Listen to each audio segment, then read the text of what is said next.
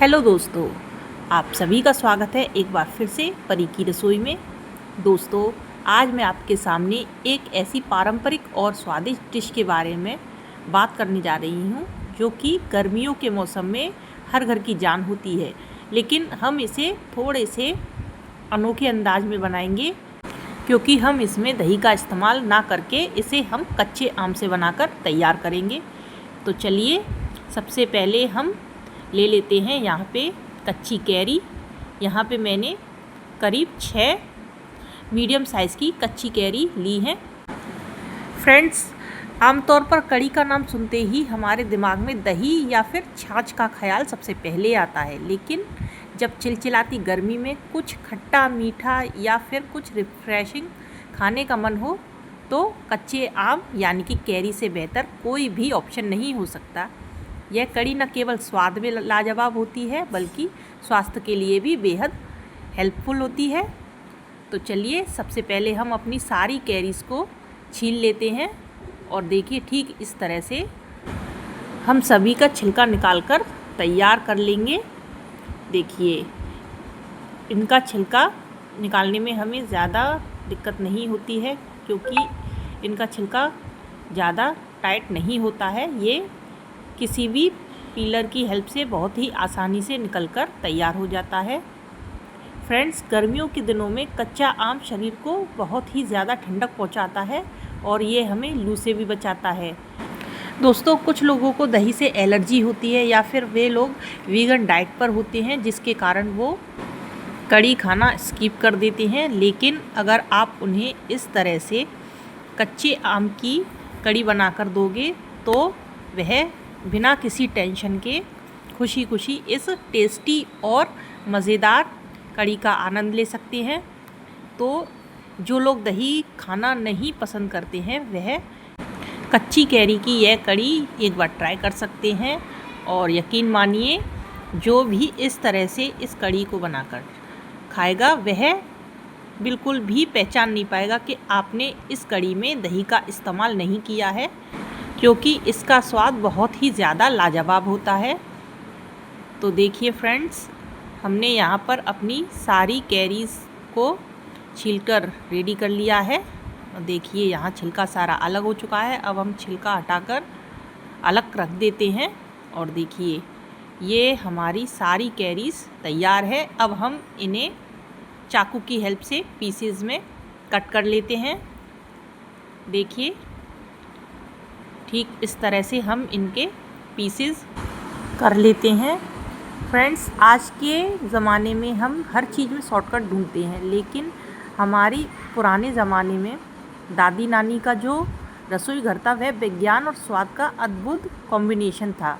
गर्मियों के दिनों में जब दोपहर की कड़ी धूप होती थी तब नानी दादी कहा करती थी कि दही छाछ तो हमें 12 महीने खाना चाहिए, लेकिन जेठ और आषाढ़ की इस गर्मी में अगर लू से बचना है तो कच्चे आम की कड़ी हमें ज़रूर ट्राई करनी चाहिए, क्योंकि कच्चा आम हमारे शरीर को अत्यधिक गर्मी से भी बचाता है और यह सनस्ट्रोक यानी कि लू के खतरे को भी कम करता है। इसमें मौजूद प्राकृतिक एसिड और पाचक एंजाइम भोजन को पचाने में भी मदद करते हैं। ये हमारे पेट की गैस व एसिडिटी से भी हमें काफ़ी हद तक राहत दिलाता है। तो चलिए, हमारे सारे आम हमने पीसेस में कट कर लिए हैं। अब हम एक कढ़ाई को गर्म होने के लिए रखते हैं और उसमें करीब मैंने यहाँ पर 1 से 1.5 लीटर पानी गर्म होने के लिए रख दिया है। तो चलिए, अब हम अपने पानी को अच्छी तरह से गर्म होने देते हैं और अब हम इसमें डालेंगे थोड़े से मसाले। देखिए, यहाँ पर मैंने 1 छोटा चम्मच हल्दी पाउडर का इस्तेमाल किया है। अब हम पानी के साथ साथ अपनी हल्दी को भी अच्छी तरह से पकने देते हैं, जिससे हल्दी का सारा कच्चापन निकल जाए। और देखिए, यहाँ पर पानी में कितनी अच्छी तरह से उबाल आ गया है। अब हम इस स्टेज पर हमारे सारे जो कैरी के पीसेस थे उन्हें हम डाल देते हैं और उसे भी हम अच्छी तरह से पानी में पकने देते हैं, जिससे कि उसका सारा जो खट्टा स्वाद है हमारे पानी में अच्छी तरह से अब्जॉर्ब हो जाए। तो चलिए, अब हम इन्हें इसी तरह से थोड़ी देर के लिए पकने देते हैं, जब तक कि हमारे कैरी के जो पीसेस है वो एकदम सॉफ्ट ना हो जाए। इसी तरह से हम इसे बीच बीच में हिलाते हुए पकाएंगे और हमें गैस फ्लेम को मीडियम टू स्लो ही रखना है। बहुत ज़्यादा हाई फ्लेम पे हमें इसको नहीं पकाना है। फ्रेंड्स, कड़ी शब्द का अर्थ ही है कड़ना, यानी कि धीरे धीरे पकना। पुराने समय में जब हमारी दादी नानी इस कड़ी को बनाकर रेडी करती थी तो वह इसे चूल्हे की आंच पर बहुत ही धीमी आंच पर पकाकर तैयार करती थी, जिससे कि हमारी कड़ी में एक स्मोकी फ्लेवर ऐड हो जाता था, जिसका स्वाद में कोई भी जोड़ नहीं था। आज के समय में हम लोग चूल्हे का इस्तेमाल ज़्यादातर नहीं कर पाते हैं, लेकिन हम गैस स्टोव पे अगर इसको बनाकर रेडी करते हैं तो हम गैस फ्लेम को स्लो ज़रूर कर सकते हैं, जिससे कि हमारी कड़ी का स्वाद एकदम परफेक्ट आएगा।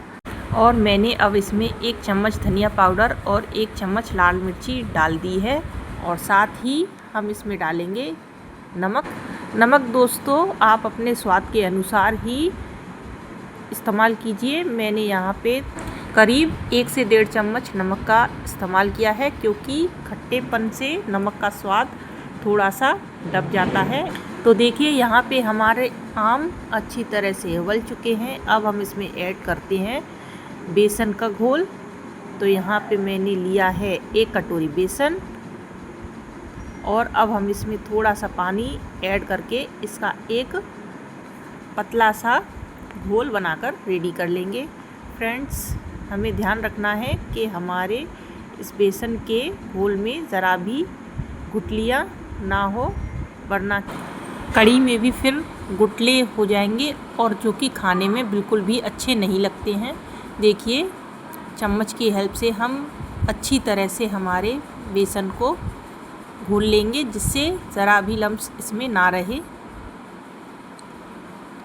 तो देखिए फ्रेंड्स, हमारा बेसन का घोल यहाँ रेडी है। अभी मैं इसमें थोड़ा सा पानी ऐड और करूँगी, क्योंकि ये मुझे थोड़ा सा गाढ़ा लग रहा था। फ्रेंड्स, हमें शुरुआत में कड़ी के घोल को थोड़ा पतला ही रखना है, क्योंकि कड़ी जैसे जैसे पकती जाती है वह अपने आप ही गाढ़ी होती जाती है। तो चलिए, हमारा बेसन का घोल यहाँ रेडी है, और देखिए यहाँ पे हमारा आम का जो पानी है वह भी बहुत अच्छी तरह से उबल चुका है। अब इस स्टेज पे हम इसमें डालेंगे बेसन का घोल, और इसे अब हम धीरे धीरे एक हाथ से डालते जाएंगे और दूसरे हाथ से हम इसे किसी कलछी की हेल्प से मिलाते जाएंगे। फ्रेंड्स, हमें कड़ी बनाते समय इस बात का विशेष ध्यान रखना है कि बेसन को हमें लगातार चलाते रहना है, वरना वह तले में बैठ जाता है और फिर हमारी कड़ी बिल्कुल भी अच्छी नहीं बनेगी। तो देखिए, हमें इसे ठीक इसी तरह से लगातार चलाते रहना है जब तक कि हमारी कड़ी में उबाल ना आ जाए। उबाल आने के बाद बेसन नीचे तले में नहीं बैठता है, वह फिर अपने आप ही धीमे धीमे पकता रहेगा। फ्रेंड्स, मैंने यहाँ पे कड़ी में कच्ची कैरी के जो टुकड़े थे वह इसी तरह छोड़ दिए हैं, क्योंकि जब हम खाना खाते हैं तो कच्ची कैरी का जो टुकड़ा हमारे बीच बीच में मुंह में आता है, तो वह बहुत ज़्यादा टेस्टी लगता है। लेकिन अगर आपको इस तरह से नहीं पसंद है तो आप कैरीज़ के जो पीसेस है उन्हें आप पेस्ट बनाकर पानी में डालकर कड़ी बनाइए। इससे बीच बीच में कैरी की बाइट खाते समय मुंह में नहीं आएगी। और देखिए, यहाँ पर हमारी कड़ी पक रही है, तब तक हम पकौड़ी बनाकर तैयार कर लेते हैं। दोस्तों, आपसे रिक्वेस्ट है कि अगर आपने मेरे चैनल को अभी तक ज्वाइन नहीं किया है तो प्लीज़ चैनल को ज्वाइन कीजिए। मेरी वीडियोस अगर आपको अच्छी लगती हैं तो प्लीज़ वीडियो को लाइक कीजिए, शेयर कीजिए, और ये रेसिपी आपको कैसी लगी आप मुझे कमेंट सेक्शन में बताना ना भूलें। और फ्रेंड्स, आजकल एक नया ऑप्शन आया है हाइप का, आप चाहें तो हाइप बटन दबाकर आप मेरे वीडियो को थोड़ा सा आगे बढ़ाने में मेरी मदद कर सकते हैं। तो चलिए, मैंने बेसन में डाला है यहाँ पर थोड़ी सी हींग, लगभग 1 चुटकी, और आधा चम्मच नमक। अब हम थोड़ा थोड़ा पानी डालकर एक विस्कर की हेल्प से इसे अच्छी तरह से विस्कर लेते हैं, जिससे इसमें ज़रा भी लम्स ना रहें। देखिए ठीक इसी तरह से हम इसे अच्छी तरह से चलाएंगे, जिससे कि ज़रा भी गुठलियाँ हमारे बेसन में ना रहे और हमारी पकौड़ी बहुत ही ज़्यादा अच्छी बनकर तैयार हो। फ्रेंड्स, हमें ना तो ज़्यादा पतला घोल बनाकर तैयार करना है और ना ही ज़्यादा गाढ़ा। देखिए ठीक इसी कंसिस्टेंसी में हमें अपने मिश्रण को तैयार करना है। और देखिए यहाँ पर हमारी कड़ी भी लगभग रेडी है। देखिए ये भी बिल्कुल परफेक्ट बनकर रेडी हुई है, ना ही ज़्यादा गाढ़ी है और ना ही ज़्यादा पतली। फ्रेंड्स, आमतौर पर जब कड़ी बनाते हैं तो हम लोग शुरुआत में ही तड़का लगा देते हैं, लेकिन मैं इसमें तड़का सबसे लास्ट में लगाऊंगी और यकीन मानिए ये काफ़ी अच्छी बनकर रेडी होगी। तो चलिए पकौड़ी बनाना शुरू करते हैं। मैंने यहाँ पर पहले ही कढ़ाई को गर्म होने के लिए रख दिया था और देखिए हमारा ऑयल भी यहाँ अच्छी तरह से गर्म हो चुका है। अब हम इसमें ठीक इस तरह से छोटे छोटे पकौड़ियाँ छोड़ना शुरू करते हैं। देखिए मैं यहाँ पर बहुत ही छोटी छोटी पकौड़ियाँ बनाकर तैयार कर रही हूँ। आप चाहें तो थोड़ा सा साइज़ बड़ा भी कर सकते हैं।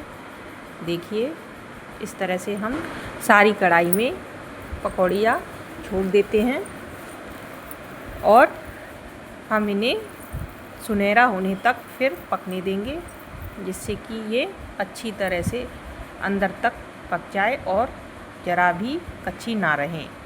तो चलिए अब हम इसे एक कलछी की हेल्प से पलट देते हैं, जिससे कि ये दूसरी साइड से भी अच्छी तरह से फ्राई हो जाएं। फ्रेंड्स देखिए हमारी पकौड़ियाँ एक तरफ से हल्की सी फ्राई हो चुकी हैं और देखिए इनका कलर भी चेंज होना शुरू हो गया है। इनका कलर हल्का सुनहरा हो चुका है। तो चलिए अब हम इस स्टेज पर इन्हें निकाल लेते हैं, क्योंकि हमें बहुत ज़्यादा इन्हें कड़क नहीं सेकना है।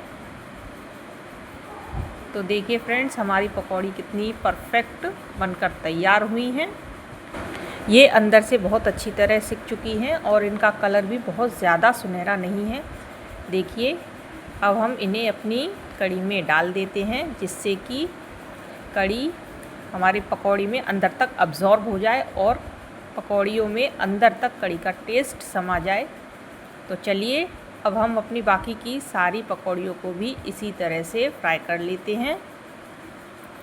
दोस्तों, जब भी हम कड़ी के लिए पकौड़ियाँ तलते हैं तो हमें एक बात का विशेष ध्यान रखना चाहिए कि हमारी gas flame medium to slow हो, क्योंकि अगर हमारा ऑयल बहुत ज़्यादा गर्म होगा तो पकौड़ियाँ जल्दी से ऊपर से सुनहरी हो जाएंगी और वह अंदर से कच्ची रह जाती हैं। इसलिए हमें इन्हें मीडियम टू स्लो फ्लेम पर आराम से पकाना चाहिए और अपनी पकौड़ियों को हमें कड़ी में बिल्कुल परफेक्ट टाइम पर डालना चाहिए। लगभग गैस फ्लेम ऑफ करने से 6 से 7 मिनट पहले हमें अपनी पकौड़ियों को कड़ी में डाल देना है, जिससे कि हमारी पकौड़ियाँ जो हैं कड़ी में जल्दी से अब्ज़ॉर्ब हो जाएंगी और यह काफ़ी सॉफ्ट भी हो जाती हैं। तो चलिए हमने अपनी सारी पकौड़ियाँ कड़ी में डाल दी हैं और हम अब गैस फ्लेम ऑफ कर देते हैं। तो चलिए अब बारी है हमारी कड़ी में तड़का लगाने की। उसके लिए मैंने लिया है यहाँ सरसों का तेल और जब हमारा तेल गर्म हो जाएगा तो हम इसमें डालेंगे थोड़े से राई के दाने और अब हम इन्हें अच्छी तरह से चटक भी देते हैं। और जैसे ही हमारी राई के दाने चटक जाते हैं तो हम इसमें डालेंगे थोड़ा सा जीरा और अब हम जीरे को भी अच्छी तरह से भुनने देते हैं जब तक इसका कलर हल्का सा सुनहरा ना हो जाए। तो चलिए हमारा जीरा यहाँ पर भुन चुका है और अब हम इसमें डालेंगे 2 सूखी हुई लाल मिर्च। कड़ी में जब हम लाल मिर्च का तड़का लगाते हैं तो यकीन मानिए हमारी कड़ी का स्वाद बहुत ही ज़्यादा बढ़ जाता है। और अब हम अपने तड़के को कड़ी पर डाल देते हैं और इसे अब हम अच्छी तरह से मिक्स कर देते हैं। अगर आपके पास कड़ी पत्ता हो तो आप उसे भी डाल सकते हैं और ऊपर से फिर इसे आप धनिया पत्ती से गार्निश कर सकते हैं। देखिए हमारी कढ़ी बिल्कुल बनकर तैयार है और यकीन मानिए ये मेरे घर में सभी को काफ़ी पसंद आई। आप एक बार इस कढ़ी को ज़रूर ट्राई करिए और रोटी, चपाती या फिर चावल के साथ सर्व कर सकते हैं। चावल के साथ ये बहुत ही ज़्यादा टेस्टी लगती है। तो आप इसे एक बार अपने घर वालों को बनाकर ज़रूर खिलाइए और ये रेसिपी आपको कैसे लगी आप मुझे कमेंट में बताना ना भूलना। मिलती हूँ आपसे एक नई रेसिपी के साथ, तब तक के लिए खुश रहिए, स्वस्थ रहिए। Bye bye.